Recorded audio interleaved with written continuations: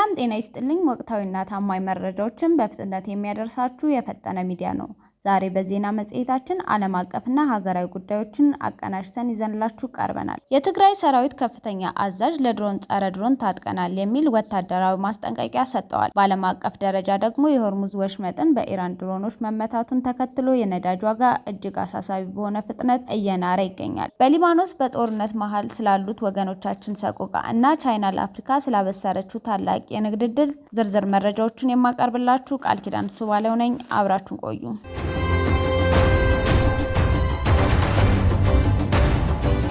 ለድሮን ጸረ ድሮን ታጥቀናል። በትግራይ ሰራዊት የምዕራብ ግንባር አዛዥ ብርጋዴር ጀነራል ምግበይ ኃይለ ሰራዊቱ ዘመናዊ የቴክኖሎጂ መሳሪያዎችን መታጠቁን ይፋ አድርጓል። የጥምረት ኃይሉ ከፍተኛ ወታደራዊ አዛዥ ብርጋዴር ጀነራል ምግበይ ኃይለ ለድምጸ ወያኔ ቴሌቪዥን ጋር ባደረጉት ቆይታ የትግራይ ሰራዊት ራሱን በቴክኖሎጂ እያዘመነ መሆኑን ገልጸዋል። እንደ ጀነራሉ ማብራሪያ ከሆነ ሰራዊቱ አሁን ላይ የጸረ ድሮን ቴክኖሎጂን ጨምሮ በርካታ ስትራቴጂካዊ መሳሪያዎችን ታጥቋል። ጀነራሉ ሲቀጥሉም በድሮን ተመክተው ለሚዙቱብን አካላት ያለኝ መልእክት ዛሬ እንደ ድሮ አይደለንም። ለድሮን ጸረ ድሮን፣ ለታንክ ጸረ ታንክ፣ ለአውሮፕላን ደግሞ ጸረ አውሮፕላን መሳሪያዎችን መታጠቃቸው ችንን ባይዘነጉ የተሻለ ነው ብለዋል። ሰራዊቱ ስለ ሳይንስና ቴክኖሎጂ በቂ ግንዛቤ ያለውና የተማረ ኃይል መሆኑንም አክለው ገልጸዋል። በሌላ በኩል ጀነራሉ ምግበይ ሰራዊቱ የማንንም ግለሰብ ፍላጎት ማስፈጸሚያ አይደለም ቢሉም በእሳቸው የሚመራው የምዕራብ ግንባር ላይ ግን ጠንከር ያሉ ትችቶች እየቀረቡ ነው።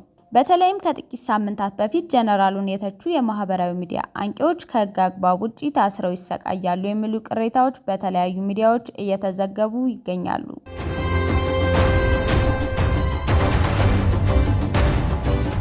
በሊባኖስ ኢትዮጵያውያን ስደተኞች መጠለያ አጥተው ጎዳና ላይ ወድቀዋል። በእስራኤልና በሂዝቦላ መካከል የተቀሰቀሰው ጦርነት አድማሱን አስፍቶ የሊባኖስን ዋና ከተማ ቤይሩትን እያመሰቃቀላት ይገኛል።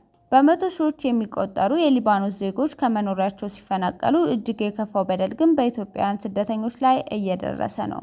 የእስራኤል የአየር ድብደባ የቤይሩትን ደቡባዊ ክፍሎች ማዳረስ ሲጀምር ስደተኞች ህይወታቸውን ለማዳን ወደ መንግስት መጠለያዎች ቢያቀኑም ተቀባይነት አላገኙም። የመንግስት መጠለያዎች ቅድሚያ ለሊባኖስ ዜጎች በሚል በር መዝጋታቸውን ወገኖቻችን በየመንገዱ ዳር፣ በፓርኮችና በአደባባዮች ላይ መጠለያና ያለ ምግብ ከፍተኛ ስቃይ ላይ ተዳርገዋል። ሁኔታውን እጅግ አሳሳቢ የሚያደርገው ብዙዎች ስደተኞች ፓስፖርታቸው በአሰሪዎቻቸው እጅ በመሆኑ አገር ለቀው ለመውጣት እንኳን አለመቻላቸው ነው። በየመንገዱ የወደቁ ኢትዮጵያውያን ሴቶች እና ህጻናት ለቅዝቃዜና ለተለያዩ ጥቃቶች ተጋልጠው ይገኛሉ። ዓለም አቀፍ ሰብአዊ መብት ተሟጋች ይህንን ድርጊት የዘረኝነትና የፍትህ መጓደል ሲሉ እየተቹ ይገኛሉ።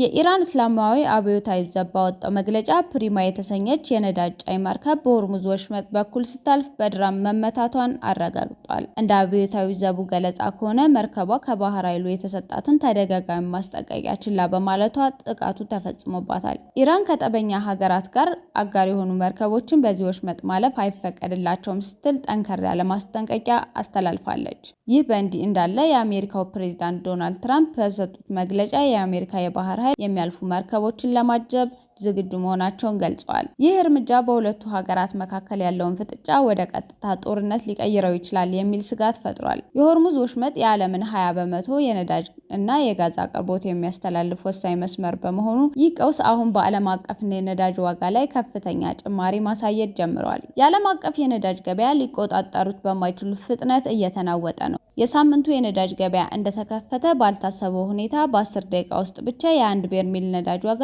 21% ጭማሪ አሳይቷል። የኢራን ጦርነት ከተጀመረ አንስቶ እስካሁን ድረስ የነዳጅ ዋጋ 65% እድገት አስመዝግቧል። ይሁን እንጂ የዓለም ሀያላን ሀገራት ለአደጋ ጊዜ ያስቀመጡትን የነዳጅ ክምችት ወደ ገበያ ለማውጣት መወያየት መጀመራቸውን ተከትሎ ገበያው መጠነኛ መረጋጋት አሳይቷል። $115 ደርሶ የነበረው የአንድ በርሜል ነዳጅ ዋጋ አሁን ላይ ወደ $102 አካባቢ ዝቅ ብሏል። ውጥረቱን ይበልጥ ያበረታው ግን የኢራን ግትር አቋም ነው። ኢራን አንድ በርሜል ነዳጅ $200 እስከሚደርስ ድረስ የሆርሙዝ ወሽመጥን እንደማትከፍት ዝታለች። ይህ መግለጫም የዓለምን ኢኮኖሚ ክፉኛ ሊያናጋው እንደሚችል እየተነገረ ይገኛል። ይህንን ተከትሎ የጂ7 ሀገራት የነዳጅ እጥረቱን ለመቅረፍ እና ዋጋውን ለማረጋጋት ያላቸውን ክምችት ለመልቀቅ የውሳኔ ድምጽ ሊሰጡበት መሆኑ ታውቋል። ይህ እርምጃ ካልተሳካ ግን የነዳጅ ዋጋ ወደማይታሰብ ደረጃ ሊወጣ እንደሚችል የኢኮኖሚ ባለሙያዎች አስጠንቅቀዋል።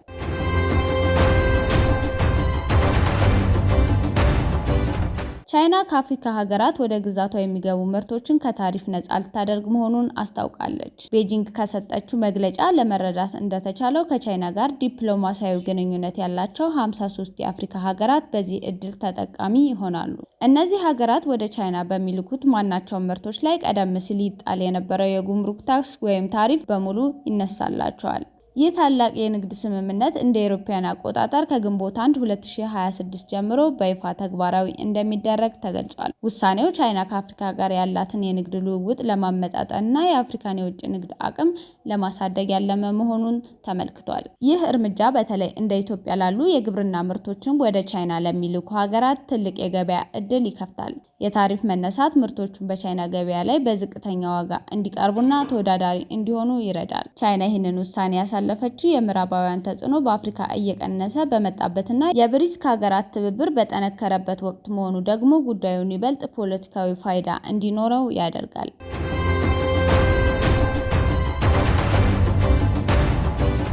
የተከበራችሁ የፈጠነ ሚዲያ ተከታታዮች ዛሬ ያቀረብናቸው መረጃዎች እነዚህን ይመስሉ ነበር። ቻናላችንን ሰብስክራይብ በማድረግ ሁልጊዜ ፈጣን መረጃዎችን ያገኙ።